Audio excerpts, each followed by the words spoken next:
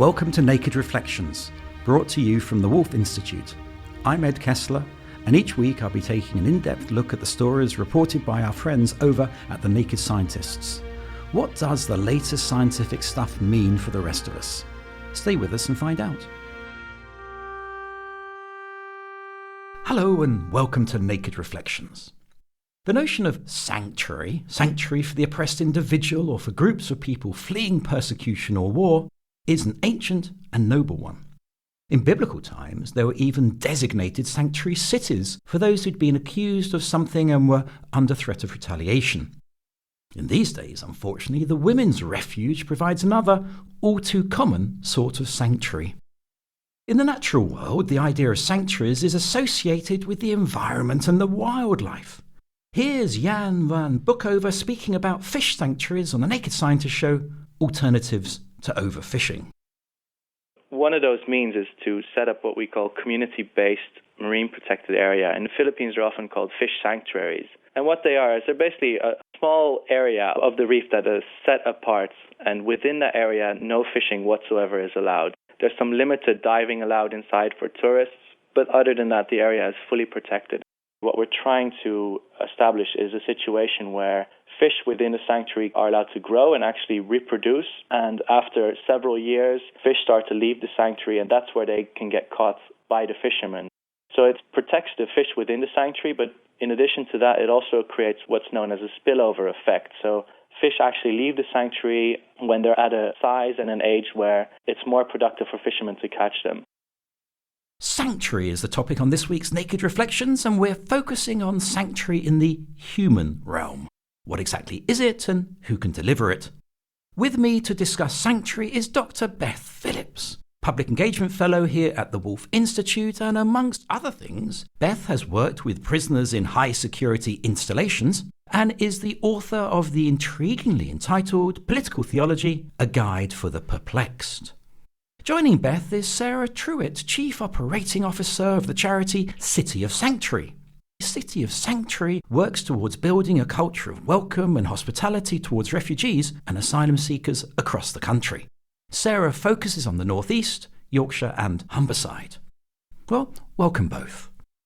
The fish sanctuary may seem an odd metaphor, but I wonder whether the threefold approach of protection, flourishing and moving on is actually helpful. Sarah? It does provide an interesting sort of metaphor for what we like to see in the space where we're offering welcome.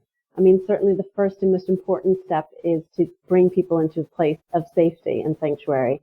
So yes, that initial idea of offering protection is crucial. I think an important element of the work that we try and do with our communities and partner organizations is about offering opportunities for people who have come seeking sanctuary to be able to find their footing, start to feel part of their new community, and rebuild their lives in a new way so that they can make sense of what they've experienced in being forcibly displaced, but also make plans going forward. It's a lovely little metaphor. When one meets refugees, you do it locally, don't you? In the school playground and in the local doctor's surgery and things like that. And of course, it's helping the local communities manage it as much as it is for those asylum seekers and refugees who have arrived. I mean, the reason why City of Sanctuaries has developed over time is that the emphasis is, well, of course, we want to create communities of welcome for the new arrivals, but it's also about the wider community more generally. It's not just about making sure that the services are being provided that refugees may need, but it's about also engaging all of the institutions that form our communities to kind of think through how can we be more inclusive? How can we be more supportive of people who may have experienced trauma in the transition here? Well, let's go back in time a bit, Beth. Tell us a little bit about the idea of sanctuary cities in the Bible and whether you think it has any contemporary relevance. Well, there are several passages in the Hebrew Bible that talk about places of sanctuary where both aliens and resident aliens could come and be protected if they had committed what we would call manslaughter, unintentional killing. And in some of these passages, it seems to be talking about literal sanctuary, that it is going into the place of worship and standing at the altar, which is what gives someone sanctuary. In other places, there's talk of setting up specific regional locations where people could go to find this sanctuary. And some scholars think that's a development through time. Whether that's a literary development or historical development isn't clear. Now, whether or not that's relevant today, obviously this was about the very specific case of manslaughter and people not being sought out by the kinspeople of those who had died for blood revenge. And so I've seen some, especially anti-immigration perspectives from which people say this idea of sanctuary should not be used with reference to immigration because it has nothing to do with immigration. Now, of course, because this included aliens and resident aliens, you could question that claim in and of itself. But also, it's clear that, especially in the faith traditions that use the idea of sanctuary, there's a lot of other things in those faith traditions that people are drawing on. And in fact, there's a refugee story at the beginning of all three of the Abrahamic faiths. And the really clear duties in each of those three faiths to hospitality, to welcoming strangers, and to the dignity of each individual. So there's a lot that these faith traditions are drawing on when they're using the idea of sanctuary that's not just about these passages about these specific locations of sanctuary. Fascinating to hear that kind of historical corollary. And I happen to live in a city that is known as a sanctuary city in North Yorkshire. But just to say, the City of Sanctuary movement was founded back in 2005 in Sheffield with a Methodist leader, Indirjit Bogle. And he and Craig Barnett came together and they wanted to encompass this idea of offering sanctuary for people who were fleeing war and persecution. But over time, organizationally, we've obviously expanded, moved on. And what I would say is what's important about the work that we do now is while we have lots of faith institutions that we interact with and engage with, we see ourselves as an organization that's sort of for all faiths and for none. And while we can draw, a lot of inspiration from some of the examples that the different faiths lay out around welcoming the stranger, and we share that with our churches and synagogues and mosques that we work with, we also think it's really important to emphasize that for us, the notion of sanctuary extends beyond faith circles, and that we sort of see it as a way for all communities to think about how we treat each other, and particularly the stranger who may have experienced flight or persecution. You touched on earlier, Sarah, and I want to sort of drill down a bit here, the public perception, or some of the public's perception, because frankly, there is a difference, isn't there, between immigration and people who are coming for reasons of economic improvement, and if you like, those who are seeking asylum, who are fleeing some kind of oppression back home. And I wonder if you could just tease that out, because surely there's got to be a difference there, and we've got to separate it in the debate, otherwise it all becomes very vacuous. I think, to sort of separate individuals into these different classifications is a really divisive mechanism in some ways, because it allows people to sort of suggest that there's good migrants, bad migrants, and those who are worthy of being here and who aren't. And what I would say to that is certainly there are ways in which we can think through immigration that are a little bit more nuanced and a little more sophisticated, and recognize that there are often a range of issues that push people to move abroad, and that there are certain types of economic realities at the moment. I mean, for example, we are experiencing a labor shortage in many sectors of our economy. And the fact is we have need of labor, which we can't find internally. So, some of the suggestions that economic migration is not as important or valid, I would suggest, we all benefit from the fact that we have fuller employment in places like hospitality or the medical field.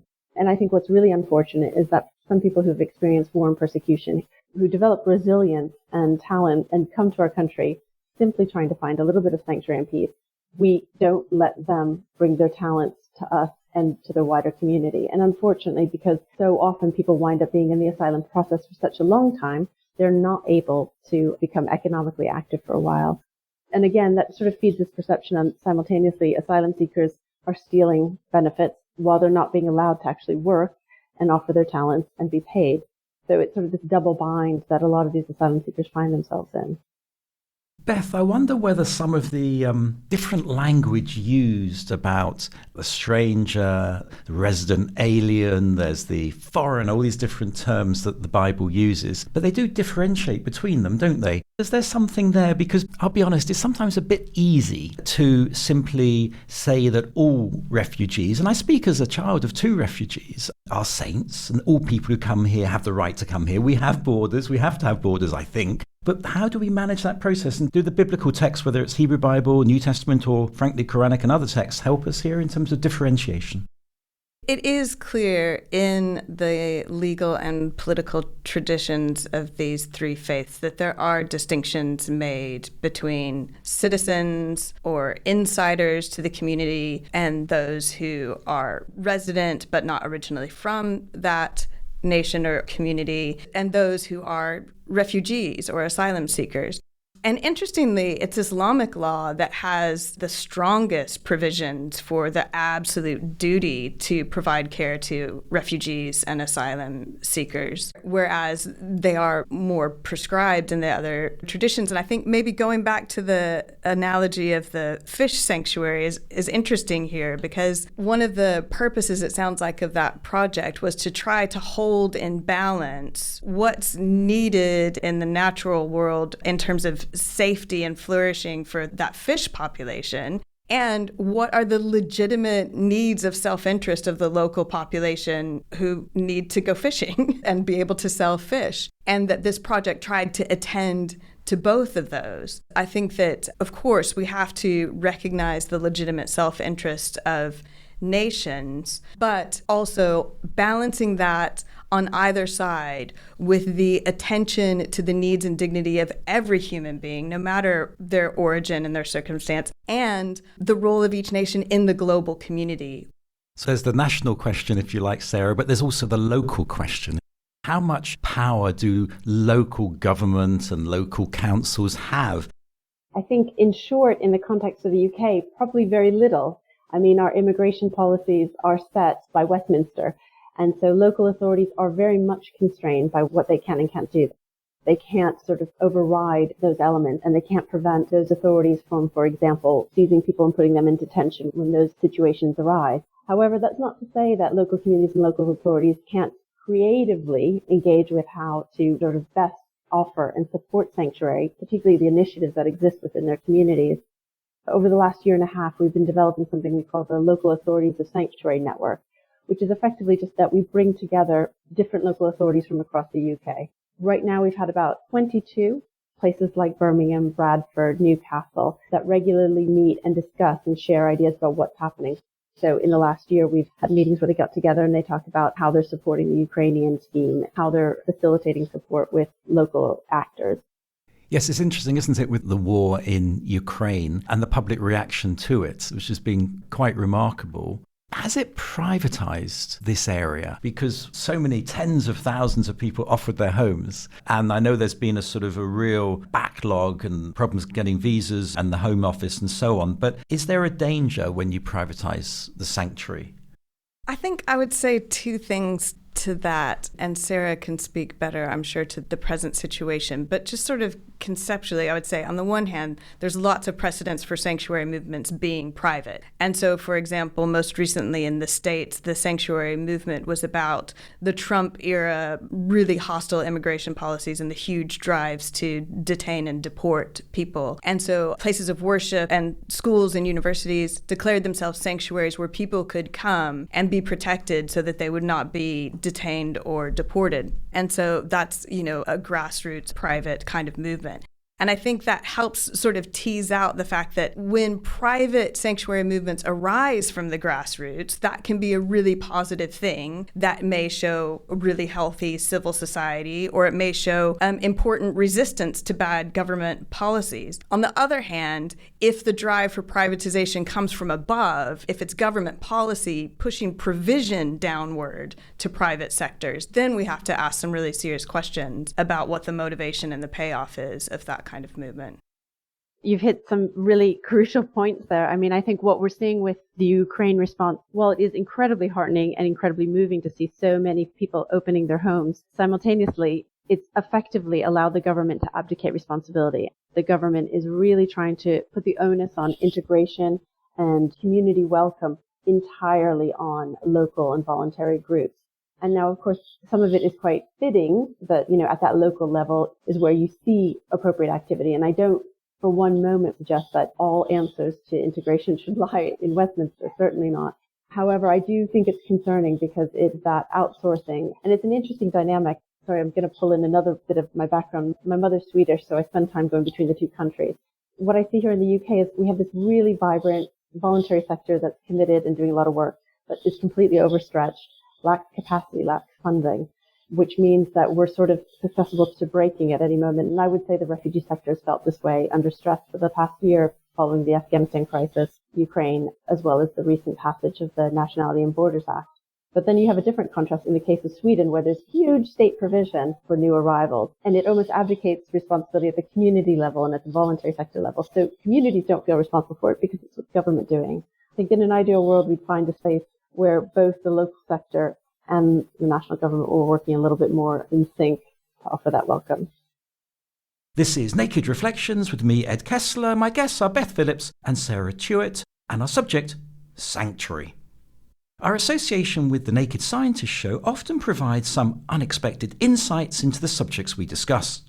For example, my ears pricked up when I heard Sabine Clark talking to Chris Smith about what happened in the city of York in the 17th century.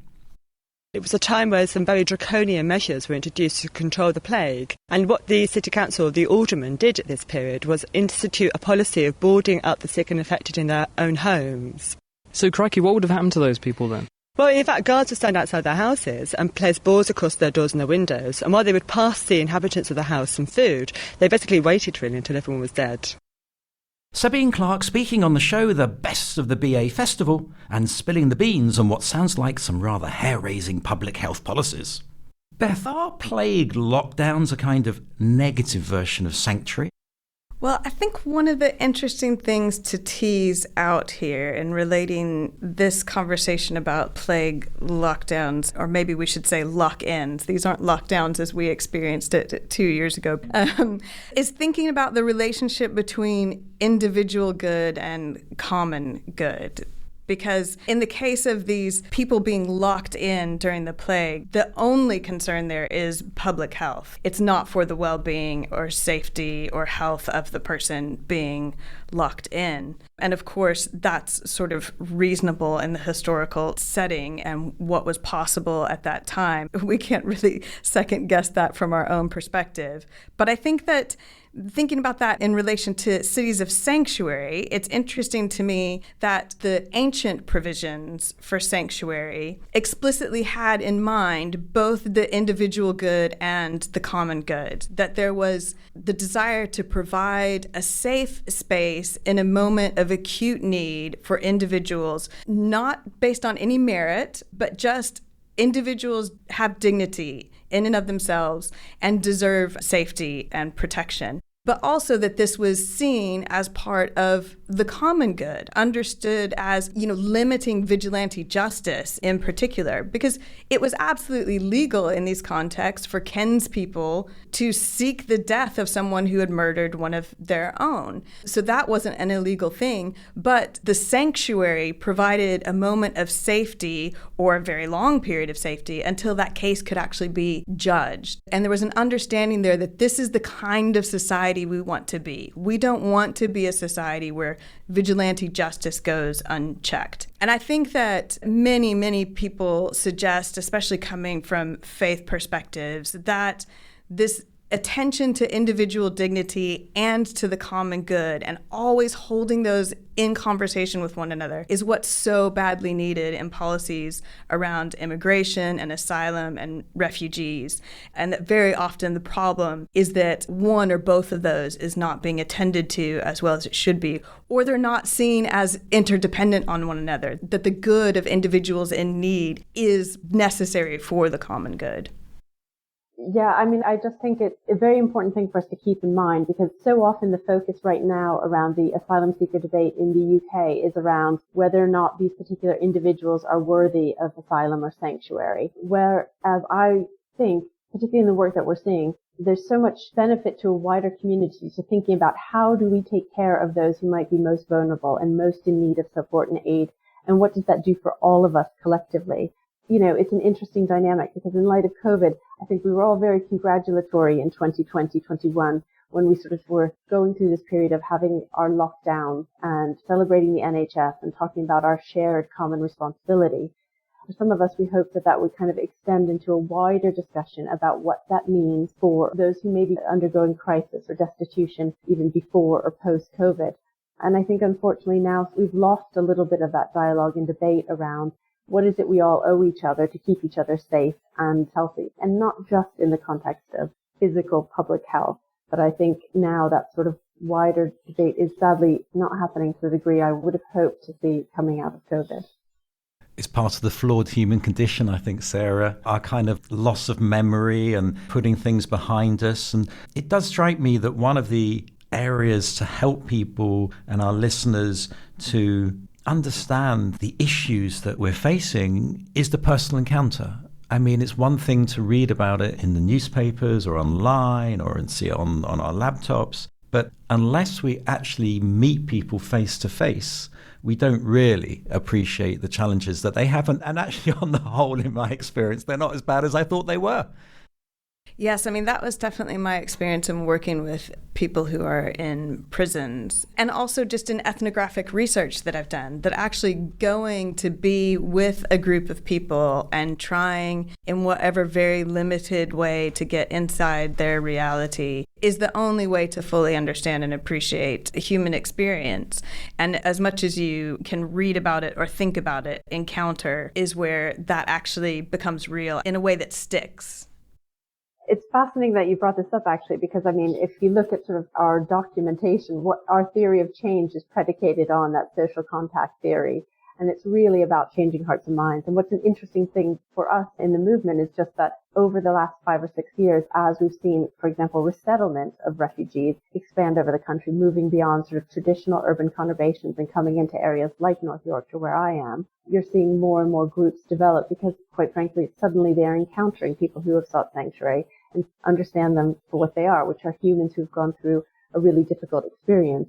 It's just a reflection of something that's happened to them as opposed to some sort of innate characteristic. And so I think absolutely it's about trying to kind of reconnect individuals. And I think what's powerful about the work that a lot of our groups do is because they're just able to help facilitate those moments and spaces, whether they're in a drop-in center or a food bank, or whether they're in a classroom or at a university setting. And it's a real strong element of the work that we're doing is trying to bring those with lived experience, we call them experts by experience, into the discussion around how we frame the narrative around asylum, and which hopefully over time will change some of the policy implications, because clearly, as you probably understood from this conversation, we have significant concerns about some of the approaches that our government is taking around seeking sanctuary.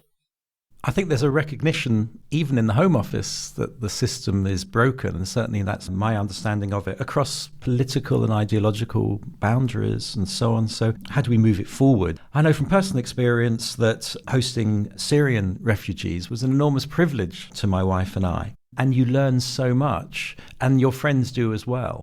I wonder if you could give us an example, Sarah, of, in your experience, how a life has been changed. I mean, a friend of mine here in Ruthin who hosted a Syrian young man a few years ago, his story is an incredible story because he was sort of in limbo waiting for a status. And while he was waiting, he signed up for some coursework to continue. He was interested in linguistics.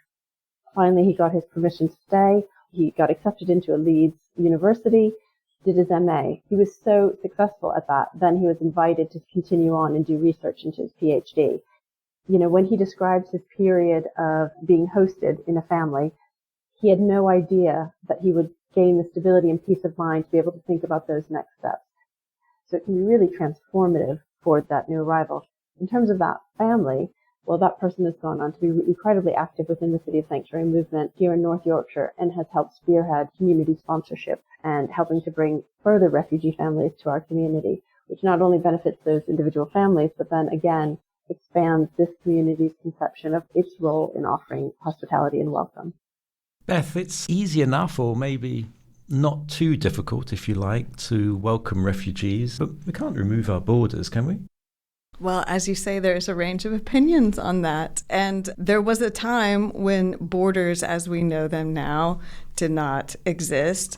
There was a time when the modern nation state, as we know it now, did not exist. So, of course, it's possible for these things not to exist. Whether or not that's something we should seek is a matter of huge debate. It's sort of unrealistic to talk about that in this kind of conversation as if that's the reality that we can change while there are so many people waiting to cross borders. But I think it's an important question to keep on the table, to keep ourselves aware of the fact that the way we think of borders now is not how it has always been and is not the only possibility.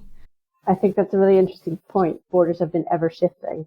And one would say that legacies from the colonial era, when lines were drawn on maps, sort of suggest how transitory some of these notions are. Now, I would say most of us who are sort of in the pro-sanctuary side of things, who offer a sort of more expansive immigration approach, none of us are sort of suggesting the idea that borders are going to be erased tomorrow. I would sort of counter the idea that if there were no borders tomorrow, everyone would pick up sticks and start moving, and particularly flocking en masse to the UK. I think that's very much a myth, frankly, that's being peddled by a lot of people in the popular press, and for whom it serves to kind of create this narrative that there are hordes of people who are seeking to come here to the UK. The reality is very different. I mean, in truth, most people do not want to leave their homes. If you look in terms of the numbers, yes, we're at a historic high post-World War II in terms of the number of people who have crossed international borders. UNHCR estimates there's roughly about 100 million now in the wake of the Ukraine crisis. But in the context of a planet of 9 billion, that's actually not huge numbers. And I would also just suggest that these ideas that somehow the UK is full or we've taken our fair share or relative, the numbers just don't bear out when you compare the number of people arriving here into the UK versus other parts of the European continent. I think the other thing also that's important thinking about borders between modern nation states is that the whole idea of the modern nation state is that this is a nation, a group of people usually with the same ethnic heritage, and the idea that each of these peoples should have their own sovereign state. That, of course, is no longer the condition in which most nation states exist in terms of, now being multicultural or pluralist or multi-ethnic. And part of the conversation now is not only about borders in terms of migration and immigration, but the identity of the state. And when we see reassertions of the idea of the nation state in terms of ethnicity, that's, of course, one of the really troubling things that is in the ascendance now in many places. This reassertion that our state should be of this specific ethnicity, and therefore we have to keep out asylum seekers and refugees and immigrants. I think you've both suggested a new topic for a future Naked Reflections podcast, borders and boundaries. Well, that's all for this week. I'd like to thank my guests, Beth Phillips and Sarah Truitt, for their time and their insights, and many thanks to you for listening. If this show provided you with some sanctuary from the vicissitudes of daily life, you might want to browse our archive of podcasts, which include subjects like the movement of peoples and diasporas. There are plenty of insights there. And feel free to check out other podcasts from the Woolf Institute or from our friends at the Naked Scientists. I'll be back next week with more guests.